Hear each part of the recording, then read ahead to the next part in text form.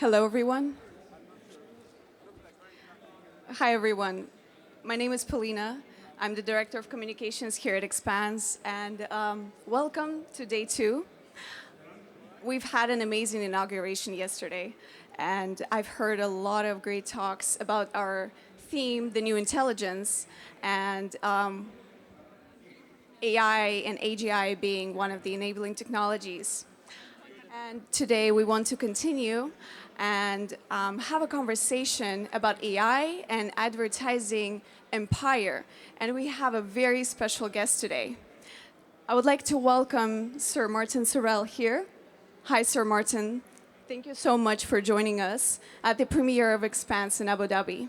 Sir Martin is the Executive Chairman of S4 Capital and the founder of WPP, the world's largest advertising holding company by revenue and by revenue and employees. So, Sir Martin, you've really had a front row view of advertising evolution, starting from pre-internet world with, of course, WPP and digital first era with S4 Capital. And AI is a big buzzword, and trying to stay away from the hype. Are we truly seeing the revolution in the industry with AI? What is happening now?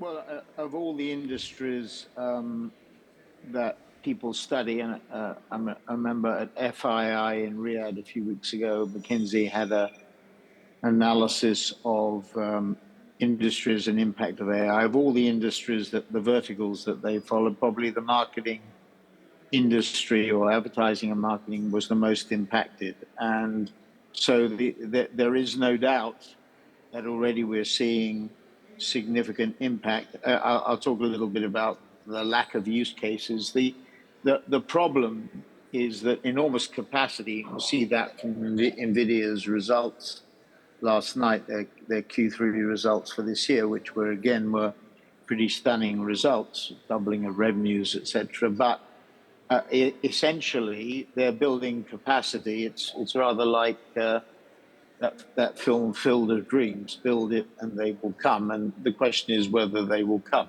If you look at the marketing industry, there are very few, even though it's the vertical that's identified as having one of the most impacted already, the degree of use cases is limited.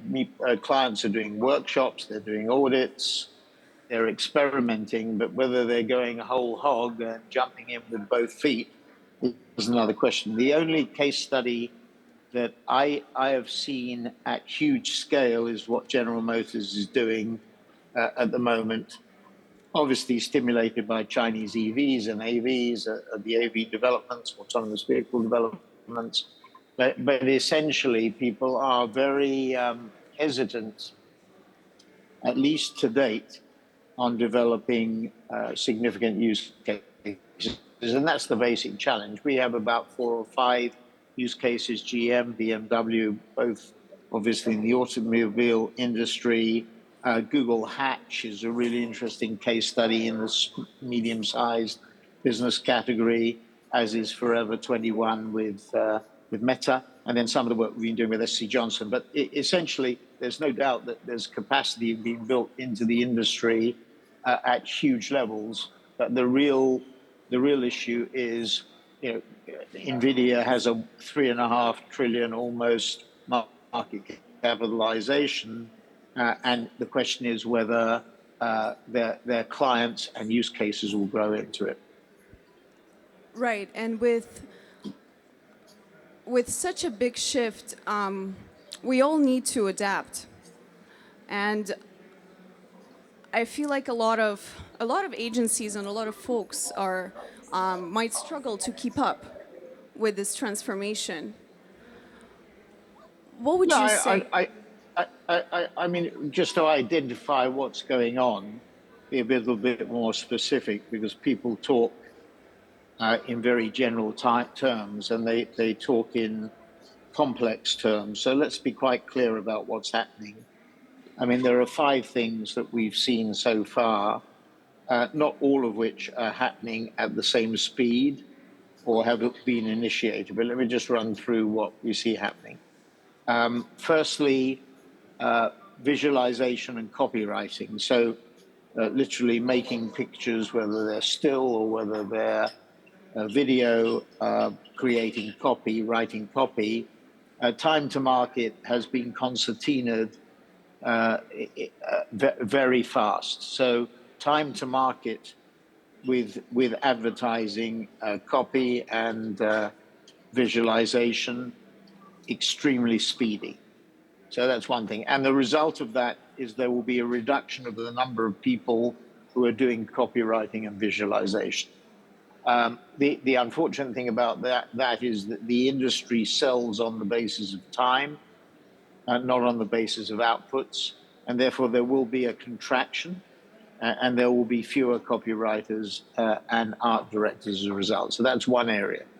The second area is hyper-personalization at scale, what I call Netflix on steroids. So if we thought we could produce large amounts of assets in in a short period of time, let's say for a Netflix campaign, pre-AI, if you could say there was a pre-AI era, we might produce 1.5 million assets for a campaign. We can now do multiples of that. That's really interesting. There will be more employment in that area because we'll be able to produce vast numbers of assets at scale. Was done, for example, or are doing for GM. And we can do that hugely efficiently. The number of assets will increase, the price per asset will fall, but the overall revenue will rise, and I think employment will rise. Media planning and buying is the third area. Our industry is $1 trillion industry, 700 billion in digital, 300 billion in traditional. Digital is growing at 10 to 15%. Traditional is declining unless they have live sport to boost their numbers. But if you're Disney, you're falling by about 0 to 5%. If you're Discovery Warner, you don't have so much live sport, you're down by 10 or 15%. That 700 billion in digital, or that $1 trillion that's being spent overall, is dominated by Google at 250 billion, Meta at 150 billion, Amazon at 60, TikTok outside China 40. So 500 billion out of the trillion, or out of the 700 billion in digital, comes from those 4 platforms. So huge concentration. The other big platforms, obviously, in the Chinese context, are Alibaba and Tencent.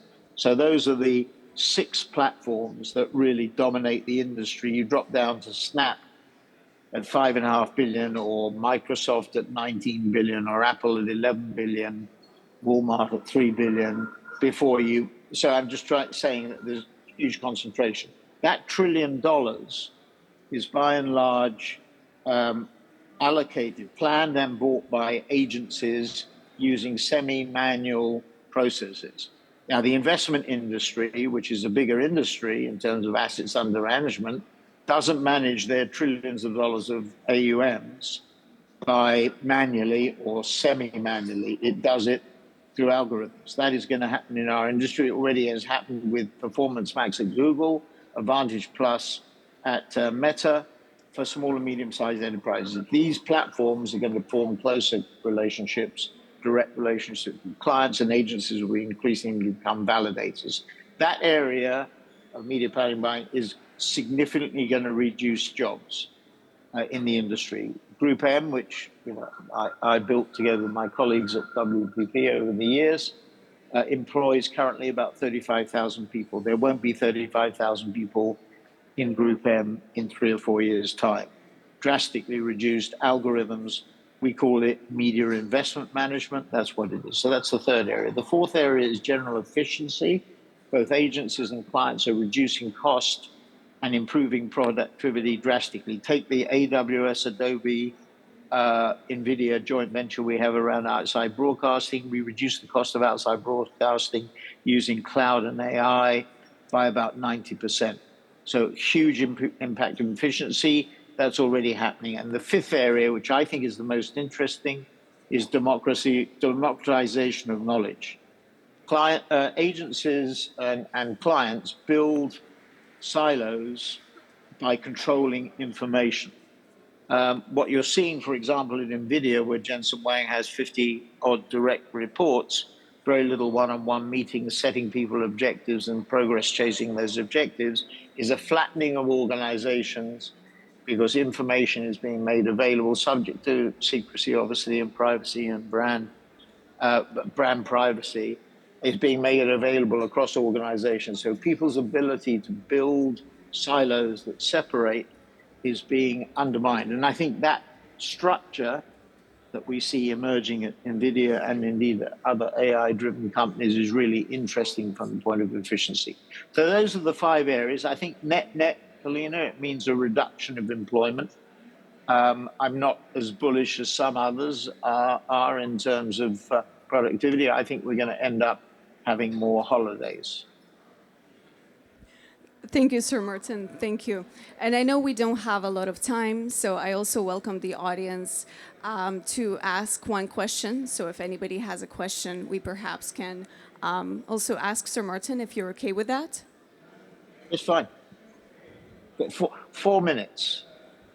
4 minutes.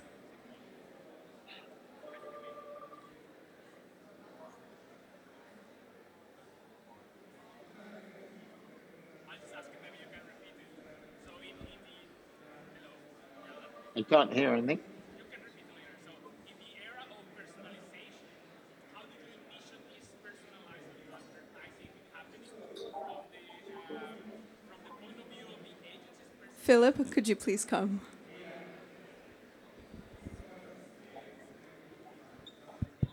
All right, now I'm on stage.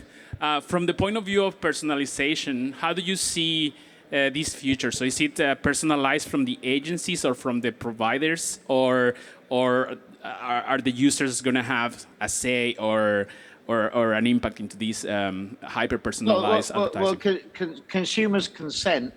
Whether they know precisely what they're consenting to is another question. But as you know from your own uses of websites or logins, when was the last time you denied access to yourself? So it's a bit of a fraught process, but basically consumers do consent, and the industry has to be clearer on that. But use of first-party data, Google has deprecated or is in the process of deprecating third-party cookies. Apple's have improved or changed their IDFA rules. And this means that first-party data has become the critical sort of data for clients and for publishers, together with the signals from the platforms. So hyper-personalization means we will have the ability to target precisely consumers in terms knowing first-party data, which they've consented to, and knowing the signals from the platforms, which tells us what they are doing, and certainly in particular in relation to what they're doing on the web. So hyper-personalization means very, very focused, relevant, timely communication at scale. The best example is Netflix. It continues to be the best model that I've seen in the 6 years we've been building S4 and our operating brand Monks, and that continues to be the best example. You see it imitated by Amazon Prime, you see it imitated by Disney, you see it imitated by Univision, but it's huge. The question is, if everybody is doing a hyper-personalization at scale, how do you differentiate? And that's where creativity and human creativity will continue to be important, although when you look at models like Runway and Minimax, the text-to-video and text-to-audio models we're seeing being developed, we're beginning to see how machines can develop creativity in their own creativity in advertising, in music, in sport, in entertainment, and the like. So the existential threat remains a sort of axe of Damocles hanging over everything. But hyper-personalization is the direction, interestingly, in that world where it becomes that much more important, creativity will be really important. Whether humans can do it and do it superior to machines, we're about to find out. Wonderful. Thank you so much. Okay. Thanks very much, Polina. Thank you. God Thank bless. you. See you soon. Ciao. Bye-bye. Bye. Thank you. Thank you, everyone.